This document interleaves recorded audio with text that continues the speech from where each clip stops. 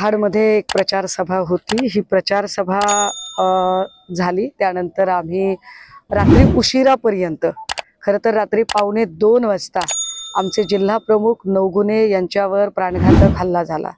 हा प्राणघातक हल्ला हा आमदार भरत गोगावले यांचे सुपुत्र विकास गोगावले यांच्या समर्थकांनी केला आणि त्या सगळ्या गोंधळाची स्थिती होती। त्यानंतर सकाळी मला असं वाटलं की रात्रभर सगळे कार्यकर्ते जागलेले आहेत, पोलीस स्टेशनमध्ये गेले आहेत, त्यामुळे मी सकाळी काही फार कोणाला त्रास द्यायचा नाही असं ठरवलं आणि मी माझी एकटी माझे सहकारी घेऊन हेलिपॅडला आले होते। साधारणतः 8:45चं ते लँडिंग होतं आणि 9 वाजताचं टेक ऑफ होतं, परंतु 9:10 पर्यंत कुठलीही मूवमेंट नाही असं लक्षात आल्यानंतर मी त्या कोऑर्डिनेटरना फोन केला की अजून काहीच मूवमेंट नाही। त्यांनी सांगितलं की एक 10-15 मिनिटांमध्ये ते लँडिंग होत आहे। 9:20ला आम्हाला ती मूवमेंट जाणवली। 9:20ला मूवमेंट झाल्यानंतर आम्ही गाडीतनं खाली उतरलो। 3-4 चक्रावर मारल्या गेल्या आणि घिरट्या घालत अजून ते लँड का होत नाहीचा आम्ही विचार करत होतो। इतक्यात अचानक ते असं गोल गोल फिरत खाली आलं। बघता बघता तो धुळीचा लोट आणि मोठा आवाज झाला।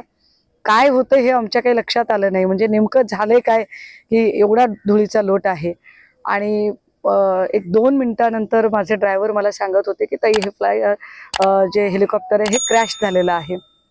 म्हणून मी धावत हेलिकॉप्टरकडे जायचा प्रयत्न केला तेव्हा माझे सहकारी अडवत होते की ताई काही स्फोट झाला किंवा काही झालं तर आपण जाऊ नये जवळ म्हणून। पण मला जरा कॅप्टनची काळजी वाटत होती की कॅप्टन सुखरूप आहेत की नाही। पण आपल्या सगळ्यांची असीम कृपा आशीर्वाद की कॅप्टन सुखरूप होते, त्यांचे जे असिस्टंट आहेत तेही सुखरूप होते आणि आम्ही सगळे, माझ्यासोबत माझा लहान भाऊ विशाल गुट्टे हा प्रवास करत होता आणि आम्ही सगळे सुखरूप आहोत।